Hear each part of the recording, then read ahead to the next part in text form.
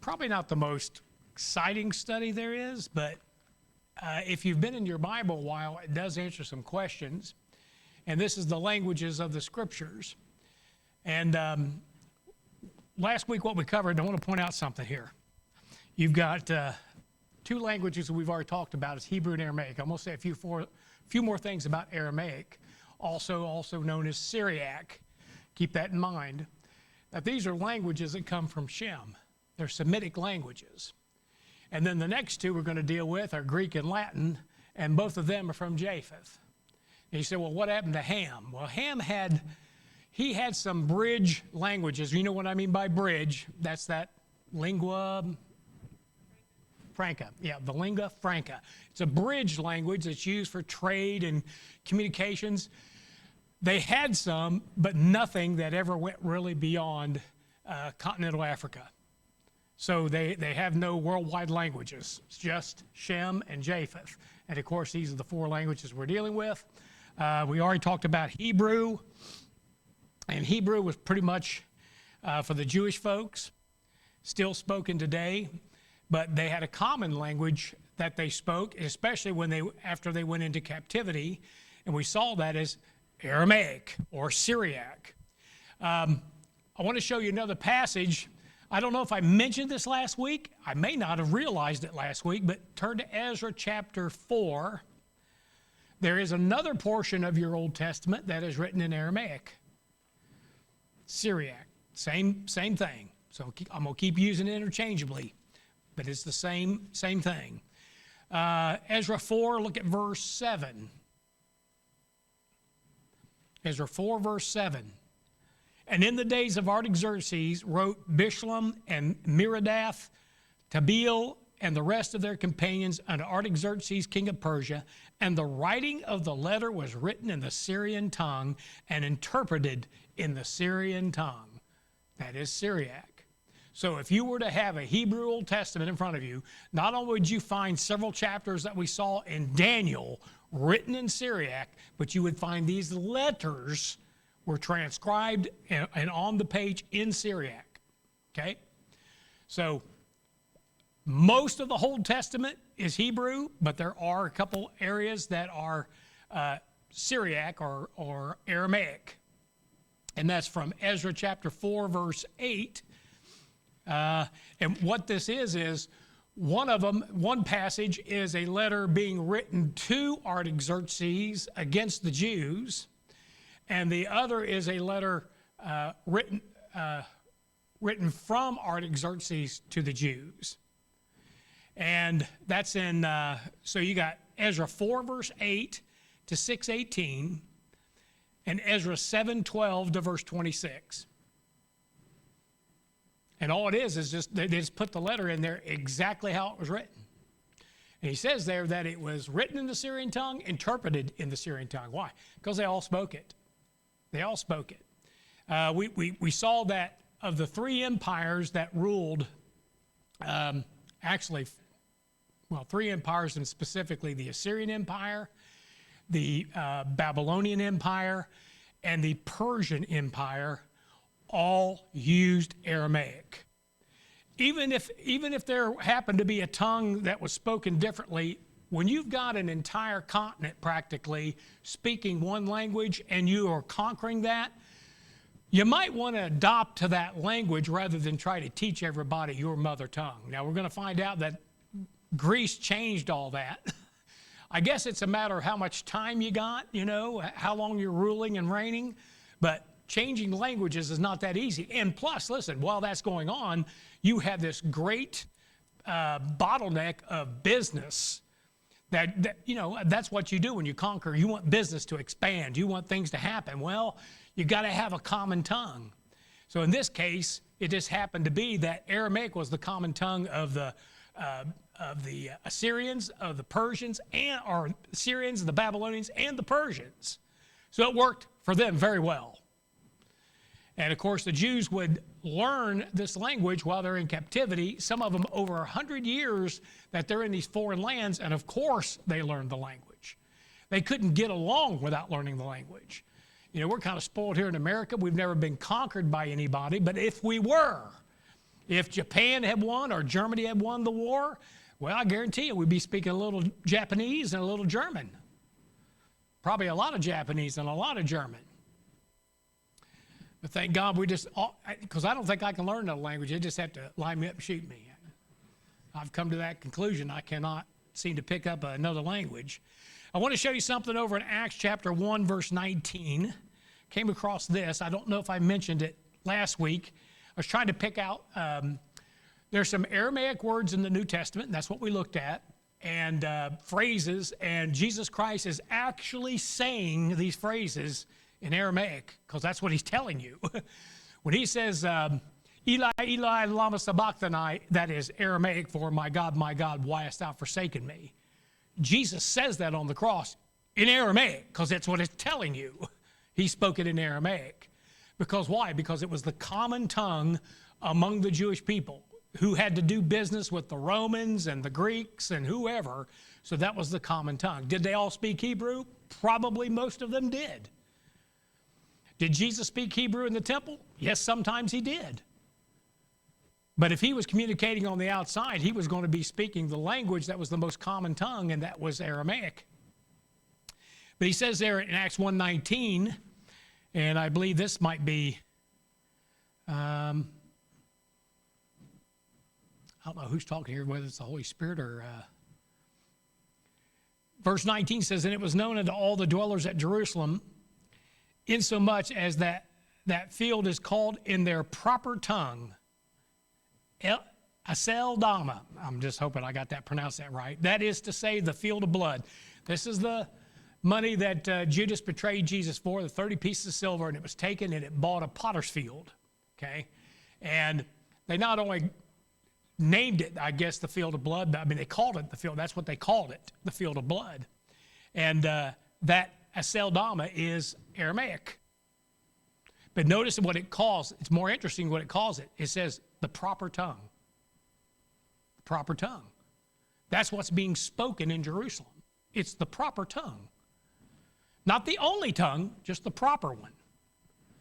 And that usually happens when somebody takes you over, you know. You might be, you know it is when you've got people could speak German, but then they had their own language, even while they were being, you know, what's that? What's the word I'm thinking? Occupied. Even though they were occupied, they still had their own language.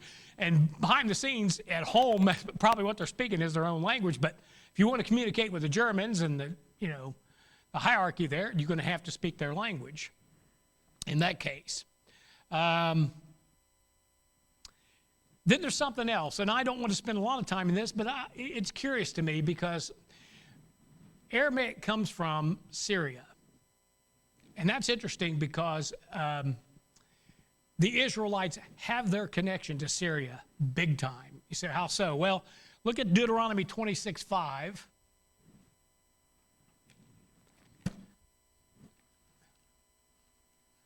Deuteronomy 26:5.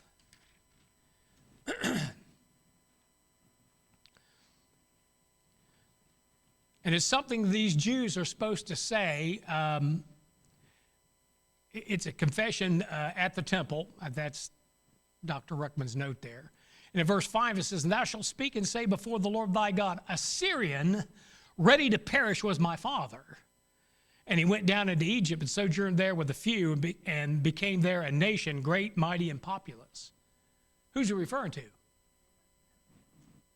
It's Jacob. Abraham does go down to Egypt and make it populous, and he's talking about Jacob there, I do believe.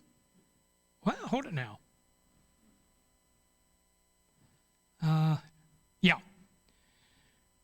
Yeah, I do believe that's who he's referring to. He sojourned there with a few, 12, became there a nation, great, mighty, and populous, referring to Jacob. All right? Now, why is it calling Jacob a Syrian? Okay?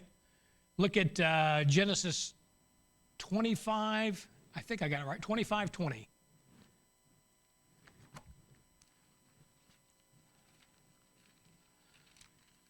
Genesis 25, verse 20. You know, it's interesting that nobody had any trouble communicating when they went to Abraham's family, which were in Syria. They didn't have any trouble communicating with them. In 25:20, and Isaac was 40 years old when he took Rebekah to wife. Where'd he get Rebekah? He got her from Padan in verse 20, and Isaac was 40 years old when he took Rebekah to wife, the daughter of Bethuel the Syrian of Padanaram, the sister to Laban the Syrian. It's very specific to tell you that. So if Rebekah is all Syrian and Isaac is all Jew, then Jacob is half Syrian. He's half Syrian. And where does Rebekah send Jacob? To her people. All right, now, gets a little bit more intense than that. So Jacob goes to his people. He picks up, how many wives did he have? 3 or 4? 4? Huh? 2 wives, 2 concubines? I don't know. I can't remember. 4? Huh? My mind goes tilt after 1. Okay, so. Yeah, you're right. Zilpah? Yeah, okay. Okay, 2 wives, 4 wives is what he's got, okay? So, how many of those were Syrian? All of them. So the 12 that come from them, they got a lot of Syrian blood in them. Probably got more Syrian blood than they do Jewish blood, Hebrew blood. So they're connected. The Israelites are connected to Syria, and they're connected to that language of Syriac. So when that thing changed over and they get, deported, obviously they didn't understand it, at least in the northern tribes, they didn't know. Southern tribes did not understand the Syriac because when they came to accuse them and provoke them, they spoke to them in the Hebrew language because they asked them to speak in Syriac, in their mother tongue, so that the people on the wall wouldn't understand what was going on, but they made sure they spoke to them. So some of them had to learn this, but I'm just saying they have a connection to Syria where this is where the language came from, okay?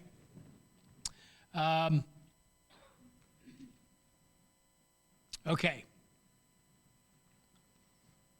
So that covers Hebrew and Aramaic. Now comes another biblical language into view, and that's Greek. Anybody want to take a guess where Greek came from? You guessed it. Greece. That's where it came from. It's not that hard, is it? Syriac comes from Syria, but it's the Assyrian, Persian. Okay. The Greek came from the Greeks. And Greek comes to prominence through Alexander the Great. It might have stayed put, but then Alexander decided he wanted to conquer the known world, and he pretty much did. And when you conquer the known world, guess what? You want to drag your language along with it, especially if they didn't know Aramaic, and Aramaic was not something known in Greece. I guarantee you they were not going to settle for Aramaic. And the thing with Greece is they had about 300 years to accomplish it. But now I'll get to this. I don't want to get ahead of myself. So, and it's pointed out there that Greek is a language from the line of Japheth. It's a Gentile language. Alexander not only took what Assyria, Babylon, and Persia controlled, but expanded that footprint very widely. For the first time, and with the exception of Egypt, and by the way, his kingdom, you could say, you could draw a line from Egypt all the way to the Himalayas, which would include Pakistan, beginning to enter into India, I think, all the way up into Eastern Europe, because that's where Greece and they went all the way up into Macedonia. I mean, a huge, huge empire, much bigger than the others. But we know about Alexander that he was a great conqueror. Conquer anybody. He set his mind to it, he conquered them. Except when he got to Russia.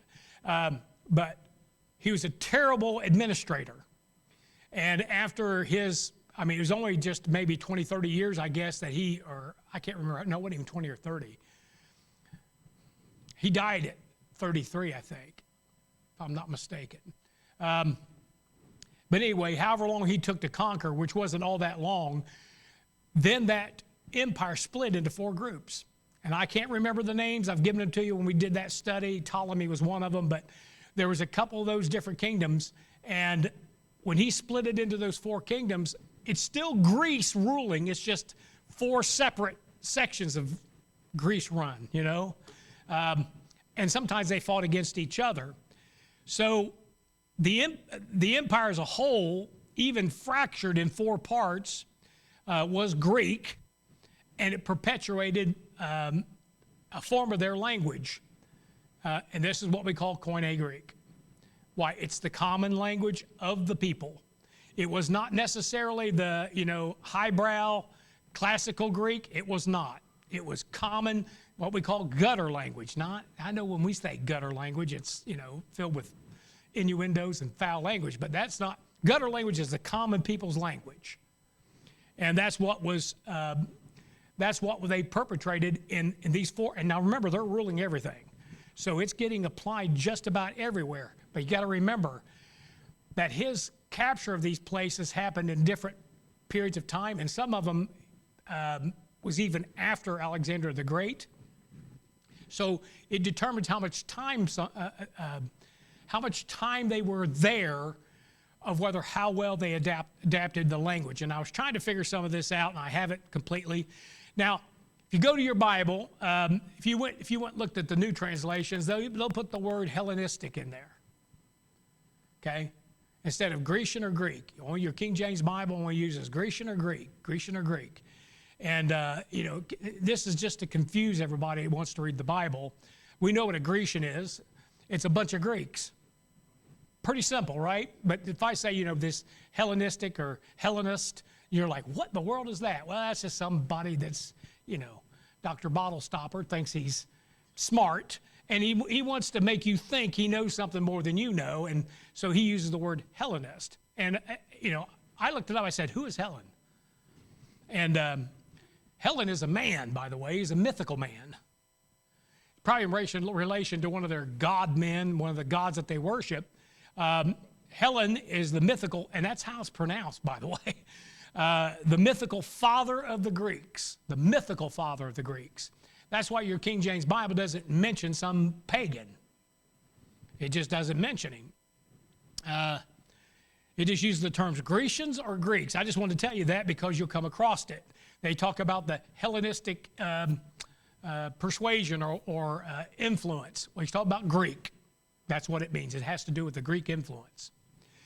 Now, so from about 338 BC to about 30 BC. About 30 BC. And we're talking specifically for the land of Palestine, or the Israelites in Israel. That's about how long the rule was. And then, of course, the Romans took over after that, and we'll talk about them later.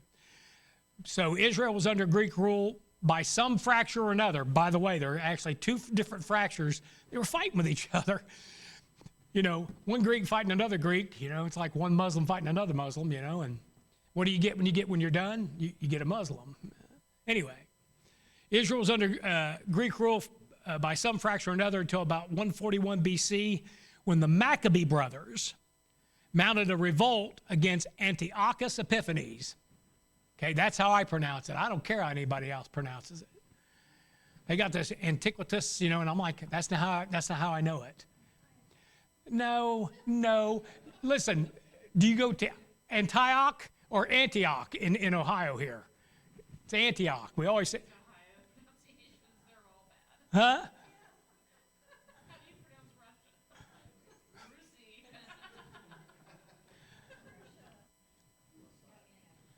Huh? If it were me, I would want to be called Antiochus. What? All right. Antiochus Epiphanes. You can call it anything you want, but that's what I'm calling him, okay? And sounds pretty Greek, doesn't it? That's because he was a Greek. And that's who the Maccabee brothers Judas and I think James were their names. Maccabee. I think it's James. I know Judas for sure, for certain. They maybe it's a different name anyway, but it's definitely Judas is one of them. But the Maccabee brothers led a revolt, an Israeli revolt against Antiochus Epiphanes, ran him out of there. And for a while, for a very short while, I mean, the Israelites were running their own town until the Romans showed up. And that was the end of that. Look at Joel chapter 3, verse 6. And remember, I'm terrible at languages, so I shouldn't even be doing this. So if I get something wrong, especially pronunciations, I should be forgiven instantly. Joel 3:6, look what this says. The children also of Judah and the children of Jerusalem have ye sold unto the Grecians, that ye might remove them far from their border. You know, one of the things that's true is that whoever they sold these, I mean, sometimes, you know, these Jews have a tendency to return. What would they know? They'd know Greek. If they were sold to the Grecians and they became slaves, when they came back, when they were freed, when they were able to come back, and that may have happened under Roman rule, well, you'd have had a whole bunch of Jews that come back from Greece, and guess what they would know? They'd know Greek, wouldn't they? Okay. But not all of them, not a lot of them, because most of them that were in captivity in Babylon and Persia, that's where they came back from. What would they be speaking? Aramaic. Now you kind of get and understand. Listen, it's complicated.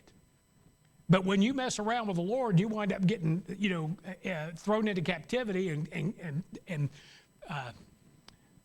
dispersed to the four corners of the earth. This is what happens. There are Jews in Israel that speak about every language on earth, because that's where they've come from. There's some that speak perfect English. They were born and raised here, and then they went home. There's some that speak Russian. There's some that speak, you name the language, and I promise you there's Jews that know that language. It's kind of interesting that they do. So Rome took control of Israel around 63 AD, somewhere in that time frame. That's when they had their influence. By that time, Aramaic was still entrenched as the proper tongue and remained that way through the time of Christ. But Greek was the lingua franca, the common language. That is, if you were going to do business outside of Israel with the rest of the realm, you had to deal in Greek. Now, there in Israel, Aramaic. That's the common tongue. But if you were going to do business, it had to be in Greek. So it replaced, for the most part, it replaced Aramaic as the business or the contact language throughout their empire. Now, here's the strategic significance of Koine Greek being chosen as the common language throughout an empire. Now, except for a few words of Aramaic and Hebrew transliterated, what I mean from that is letter for letter, and you have a little bit of Aramaic in the New Testament and a few Hebrew words in the New Testament. The entire New Testament is written in Greek. Now you already know why, don't you? Where are they supposed to? Where's that gospel supposed to go to? Yeah, but to the ends of the earth, right? Guess what they're speaking? Because Rome is ruling the known world at that time. And we're going to find out that's not even the language of Rome, but it is the language that they adopted. So they had to, if they were going to go out there, that thing had to go out in Greek. Hence a Greek New Testament, which also gives another thing. I give you a couple Hebrew words that are transliterated in other words, they just get adopted into the language of Greek, but they're transliterated. Alleluia. Sabaoth, the Lord of Sabaoth. I don't know if I'm pronouncing that right. Sabaoth or Sabaoth. Hosanna. Okay, those are Hebrew words, but they're in the Greek New Testament. They're transliterated. To fulfill the Great Commission, the New Testament would have to be in Greek. Have to be. Because that is the language of the Roman Empire that they've adopted to do all their business. That means even the Romans know it, and we're going to talk about that. Look at Luke chapter 1. I thought this was very interesting. Luke chapter 1. And we know that Luke is written somewhat to the Gentiles because it talks about the pounds, which is a Gentile measurement and a Gentile money. You know, Luke chapter 1, look at verse 1 to 4. For as much as many have taken in hand to set forth in order a declaration of these things which are most surely believed among us, even as they delivered them unto us, which from the beginning were eyewitnesses and ministers of the word. It seemed good to me, also having had a perfect understanding of all things from the very first, to write unto thee in order, most excellent Theophilus. That's a great name. I think that's pretty obvious, right? That word means either lover of God or loved by God. Might be both. Okay? But here Luke is writing his entire gospel and sending it to a man, most excellent Theophilus. Maybe he had position. Listen, they call it the Greek-Roman Empire because most of it was left intact.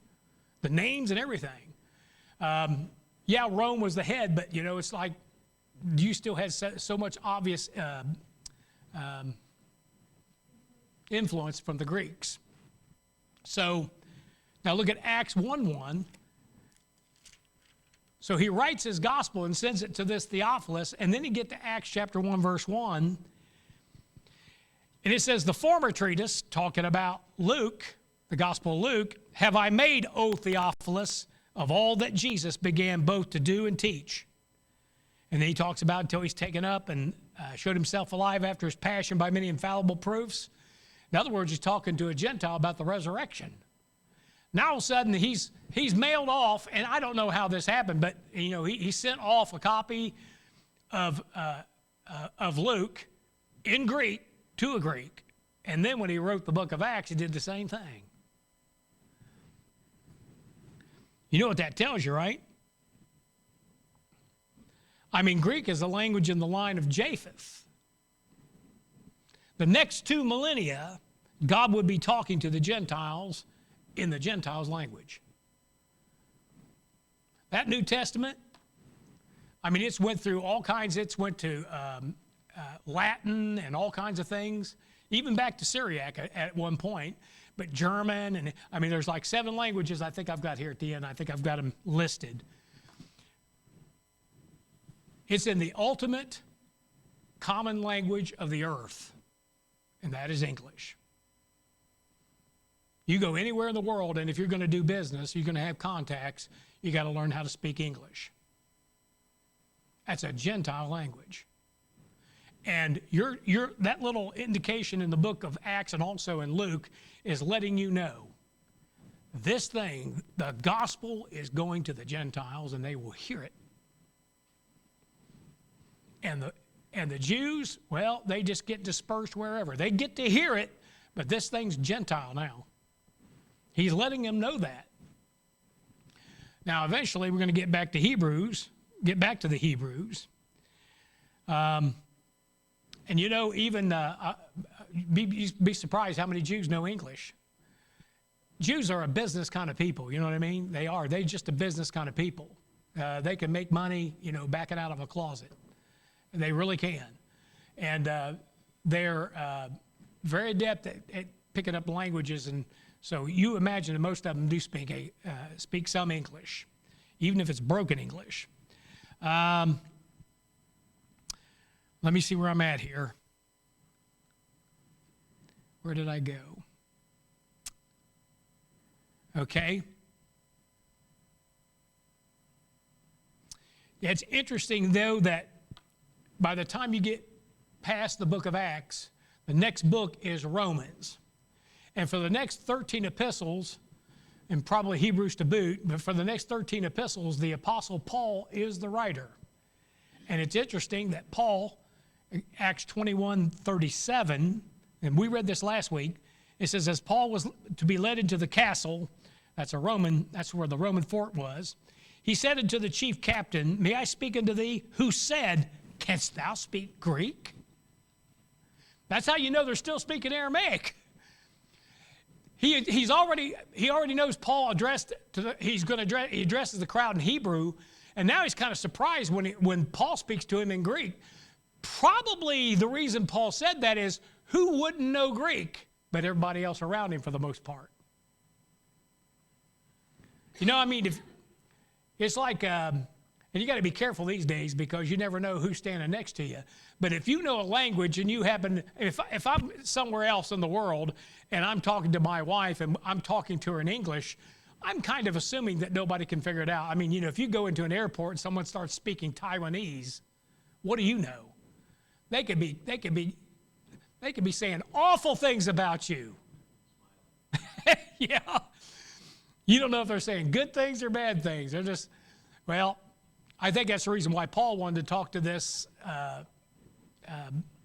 centurion or whatever, whoever, this chief captain, and he spoke to him in Greek.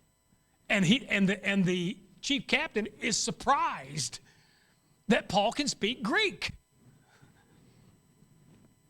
He probably was fluent Hebrew, Greek, Aramaic, at a minimum, 3 languages.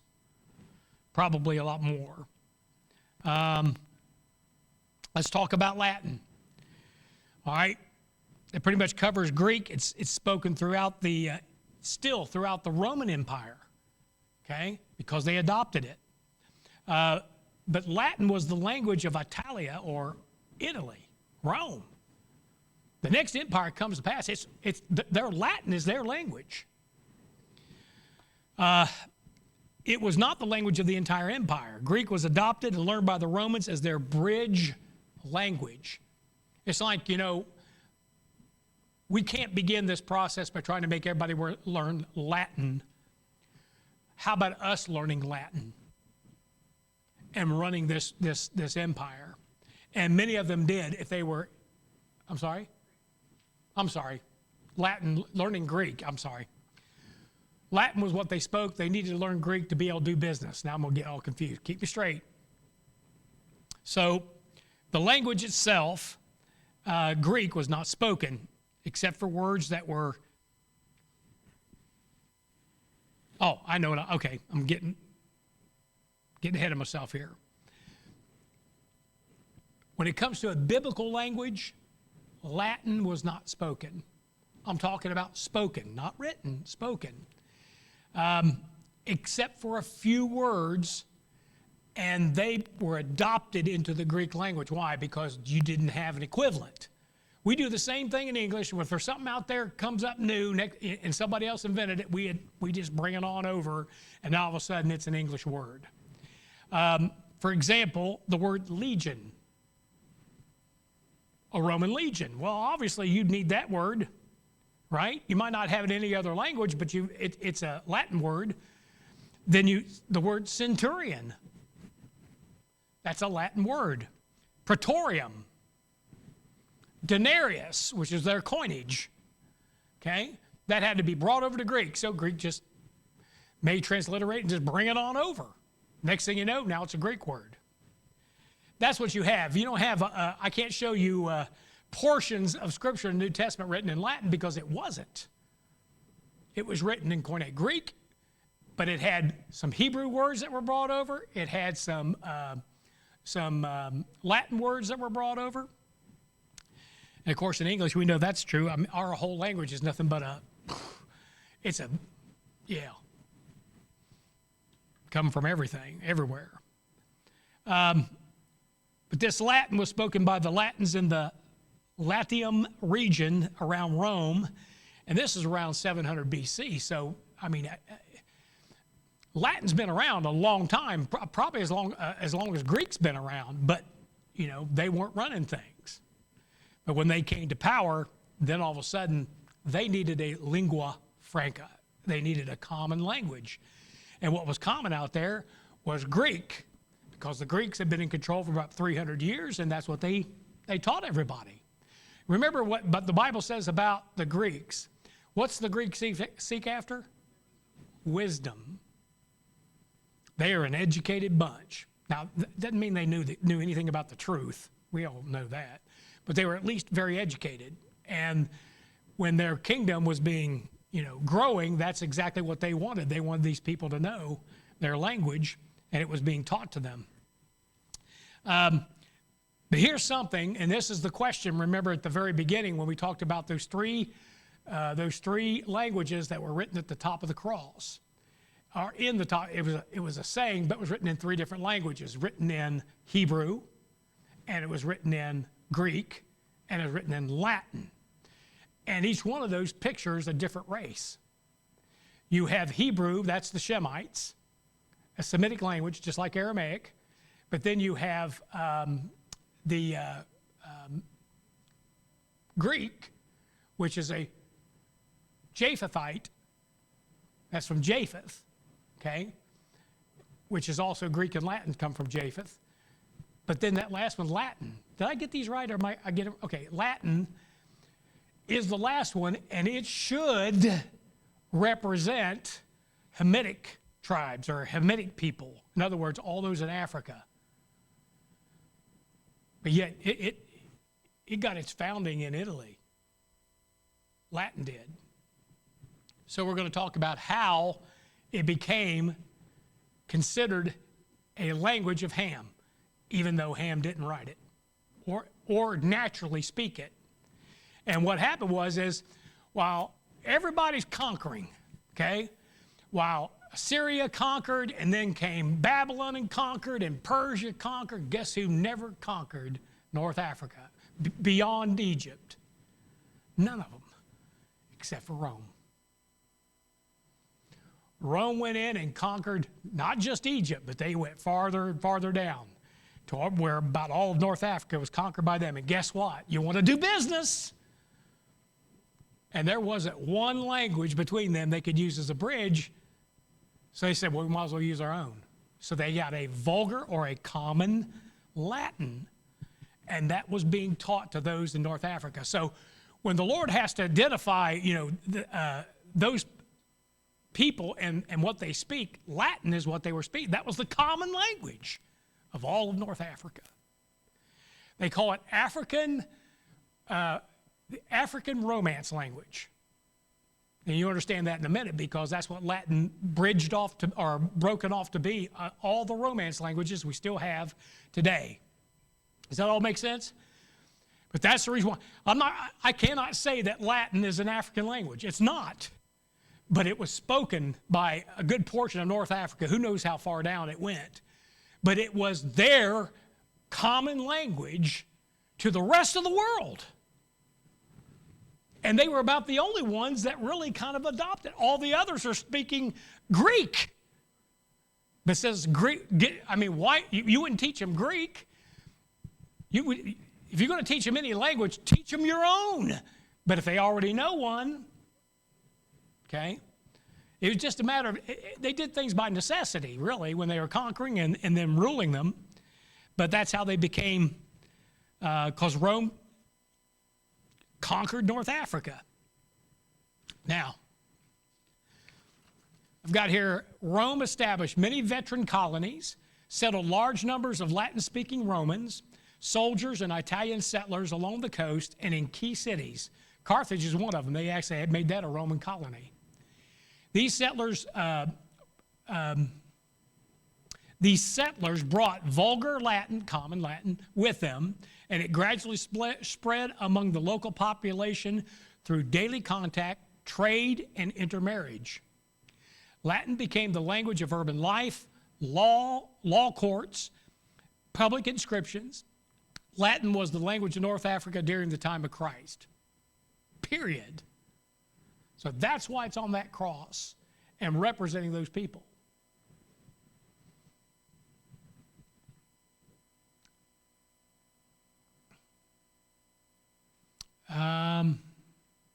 Major Latin languages today These are the Romance languages: Spanish, Portuguese, French, Italian, Romanian. That's how you know I got in trouble. Why, they're all Latin-based. Words derived from the same Latin roots ranges from 70 to 90% similarity. That's a lot. So if you knew Spanish and then you went over to Italy or you went over to Romania, you would recognize a lot of words. They may be pronounced a little bit different. They may be even spelled a little bit differently, but you would recognize them. Why? They all came from the same base. French is probably the outlier because, you know, the French are, you know.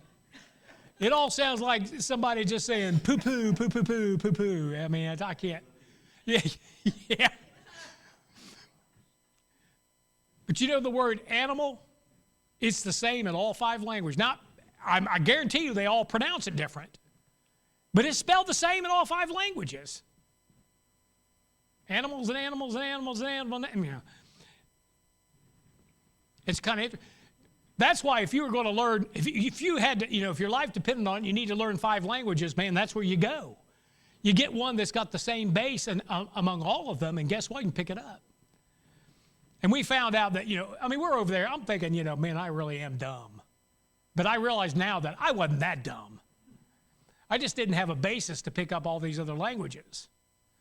Now, if you think about it, we have the same thing going on here. We have Boston English, New York English, Brawhopper English. We got redneck English. We got all kinds of English. And I'll tell you, you can go to certain parts of this country and you won't understand a word they're saying. Huh? You might be able to go to a certain part of town and not understand what they're saying, you know.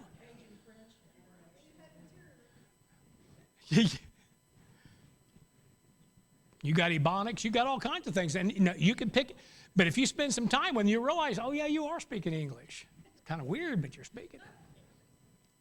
And you too can become a linguist in English. All right.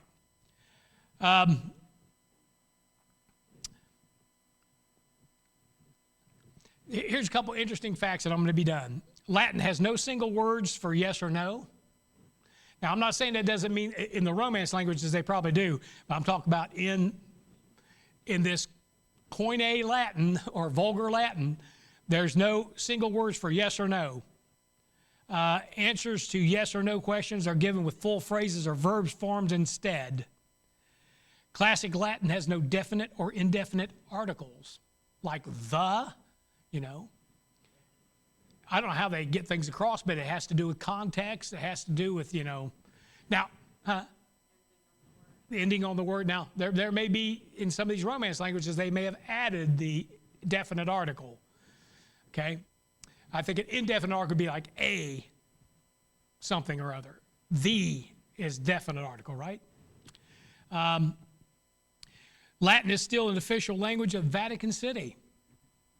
Yes, it is. Latin is used in official documents. It's not the main, or it's not the only one, but it is one of their official languages. Latin is used in official documents. Vatican ATMs are the only ones in the world with Latin instructions. Huh. They say that Latin is a dead language that never died. While no longer anyone's native tongue, it is still actively spoken, written, and used in the Catholic Church, academia, and modern coinages.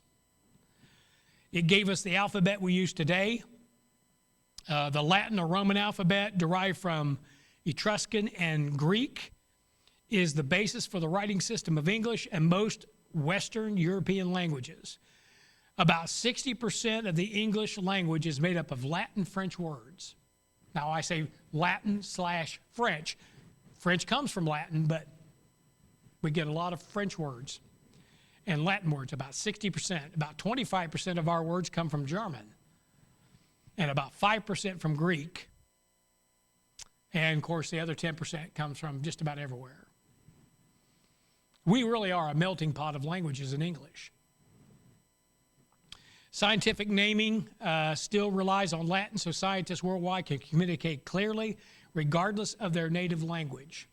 That's at what we call a nomenclature, how they designate something. I had to deal with it in the laboratory.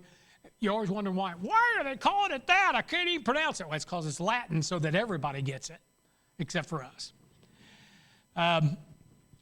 Classical Latin and everyday Latin were different, and I think I've made that clear.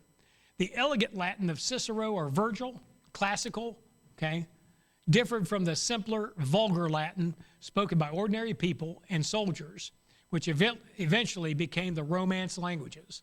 So all the Romance languages that I mentioned, those 5, I believe there's 5 of them, they all come from the vulgar or the common Latin.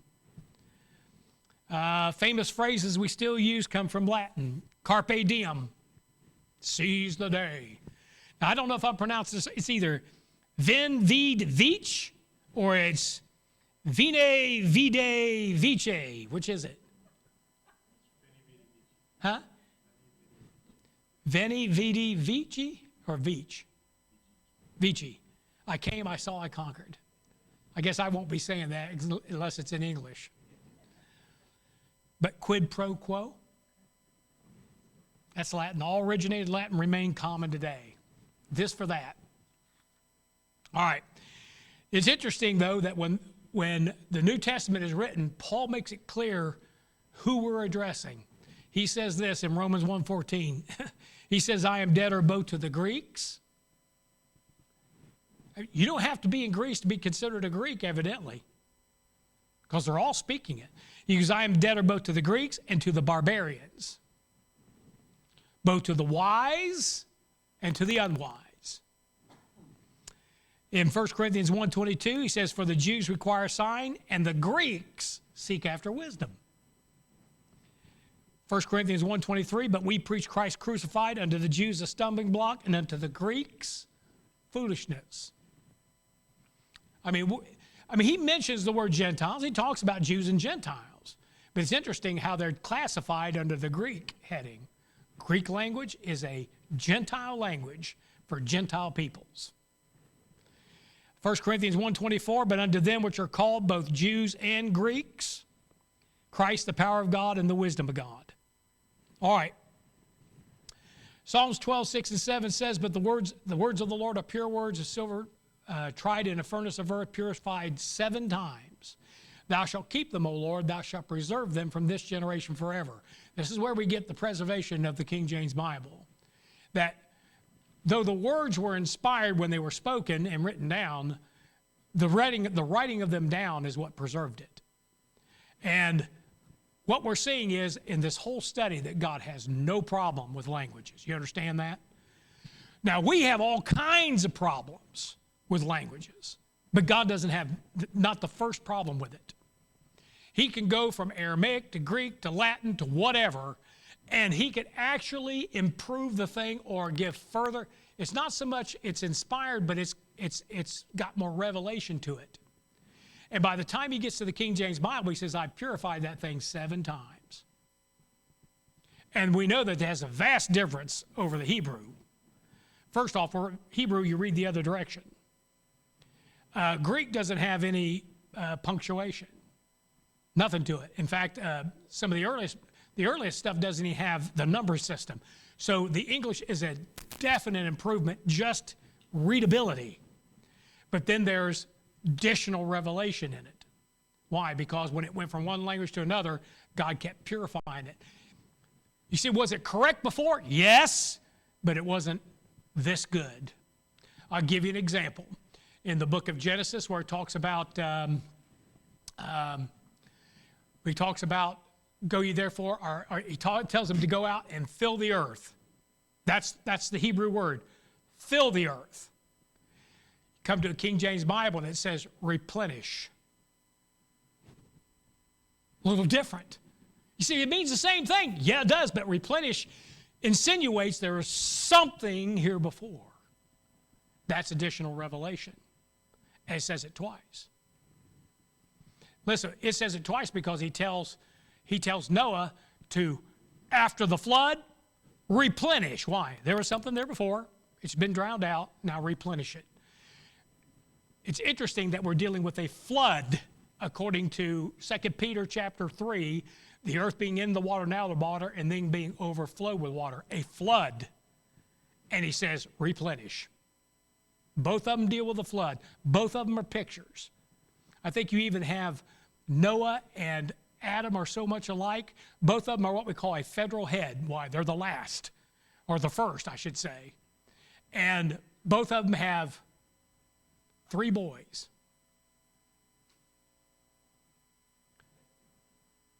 One of their boys has a curse on him, and one of Noah's boys has a curse on him. I mean, there's so much similarity between them, but they're told to replace. Just saying all that because you have advanced revelation. Anytime God takes that thing, keeps moving it forward, and finally He gives you. He's able to keep it the entire way, but when He finally winds it up and says, "Here it is," there it is. There it is. Take it or leave it. And what we try to do, they try to cut it up and replace it and say, this is a better rendering. We found something in the dirt over here. God didn't lose anything in the dirt. He brought the thing over and He says, here it is. It is purified 7 times. And it's going to have more revelation in it than the original autograph that Moses sat down and wrote from Genesis to Deuteronomy. It's going to have more revelation in this. If I had the 5 autographs that Moses wrote, I'd lay them aside, because I couldn't read them anyway. I'd lay them aside, and I'd pick up this, even if I could read Hebrew. Say, why? This is the purified Word of God. And with it, revelation gets advanced and comes forward in time. And that's exactly what we find here every time, even from the Greek. And I'm not going to get into all the different situations, but there's an additional revelation in an English King James Bible. You say, well, what about the rest of them? They came from a whole different set of manuscripts, and they're corrupt. And a lot of times they destroy that very advanced revelation that you find in the King James English. Why? Because they keep resorting back to a dead language, or at least to Hebrew. Anyway. But you have 7 languages: Hebrew, Aramaic, remember? That's what we've got. Syriac, that's what we've got in Daniel and Ezra. Greek, Old Syriac, called the Peshitta Syriac. Latin, German, English. And that's why I don't need another Bible. I don't need to correct anything. I don't need to change periods, question marks. I don't need to do anything to this. God promised to preserve it, and here it is. He inspired it, right? What kind of God, if he's going to write something down we don't have, not one original autograph remains. They're all dust. They've all turned to dust. We had not one to look at. So how do we know what we got? Well, we have the promise that God said He'd preserve it. And I got no faith in a God that can't do it. I'm sorry. I'd trade Him in. But the God that I have not only can do it, but He can do it over a period of 6,000 years and give me a purified form with advanced revelation, maybe even on every page. And He can do that because languages, man. You know, He can just make it better each time He comes along. It just makes it better. And you know, English has like, if you compare it to most major languages, has at least 2 to 3 times the number of words. You know, I was told one time said that Romanian was more descriptive and more passionate, passion language or romance language than English. And he couldn't possibly even imagine that English had more words than Romanian. I said, it sure does. It was 3 times. 3 times the number of words. And that's true for just about any language on this planet. If God can't say it perfectly in English, He can't say it perfectly in any language. Okay? I know I got a little bit off base there, but I had to make it a little interesting. So. All right. Any questions? And don't ask me how to pronounce something.